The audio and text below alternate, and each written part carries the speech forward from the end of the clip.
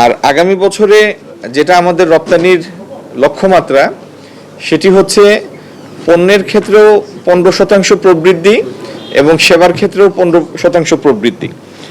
যদি আমরা সেটা অর্জন করতে পারি তাহলে রপ্তানির পরিমাণ দাঁড়াবে প্রায় 63.40 বিলিয়ন। তাতে পণ্য হবে 55.2 বিলিয়ন এবং সেবা হবে 8.2 বিলিয়ন। এই পণ্য এবং সেবা মিলিয়ে 63.4 বিলিয়ন হচ্ছে আমাদের আগামী বছরের রপ্তানির ঘোষিত লক্ষ্যমাত্রা। আপনারা জানেন যে এই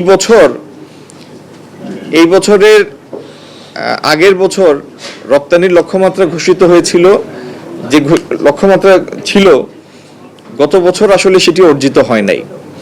এর আগের বছরের সাথে তুলনা করলে ইয়ার টু ইয়ার আসলে তেমন কোনো চেঞ্জ নাই। এর আগের বছরেও যে এক্সপোর্ট ছিল এই বছরেও এক্সপোর্টটা কম বেশি সেই রকমই। তো এই যে অচল অবস্থা বা রপ্তানির ক্ষেত্রে একটা মন্দা অবস্থা, আশা করি এই বছরে আগামী অর্থ বছরে সেটা কিছুটা হলেও আমরা এই বৃত্ত ভেঙে বেরিয়ে আসতে পারবো। কারণ নতুন সরকার দায়িত্ব নেওয়ার পরে যদিও বিশ্বে 2টা যুদ্ধ চলমান এবং উন্নত অনেক দেশেই ভোগের কনজাম্পশনের পরিমাণ কিছুটা নেতিবাচক বা প্রবৃদ্ধি শ্লথ, তারপরেও গত বাজেটে আমরা বেশ কিছু উৎসাহ দেওয়ার মতো কিছু পদক্ষেপ নিয়েছি। আমরা আগামী দিনে ব্যবসা শুরুর বা ব্যবসা পরিচালনার প্রসেসগুলি ড্রাস্টিক্যালি সময় কমিয়ে নিয়ে আসছি এবং এই যে ব্যবসা বান্ধব একটা পরিস্থিতির সৃষ্টি হচ্ছে সেটির ইমিডিয়েট একটা রেজাল্ট আমরা ঘরে তুলে আনতে পারবো বলে আমাদের বিশ্বাস। আরও কতগুলি সহায়ক পদক্ষেপ আমরা নিতে যাচ্ছি যেগুলির ফলাফল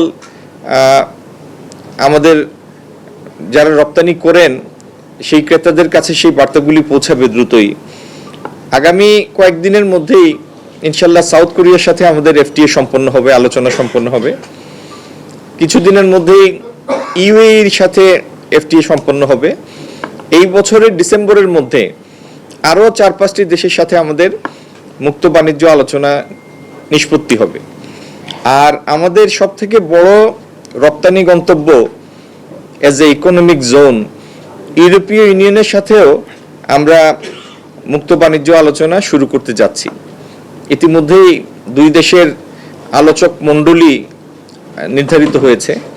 তো এই সমস্ত কারণে একটি হচ্ছে ব্যবসা সহায়ক পরিবেশ, ব্যবসায় উৎসাহ প্রদান, ব্যবসায়িক প্রসেস সিম্পলিফিকেশন এবং আমাদের রপ্তানি গন্তব্যগুলির সাথে সরকারি পর্যায়ে প্রক্রিয়া সহজীকরণ, এই সব কিছুর কিউমুলেটিভ এফেক্ট হিসাবে ইনশাল্লাহ আগামী দিনে আমরা রপ্তানির একটা ঊর্ধ্বগতি দেখতে পাব।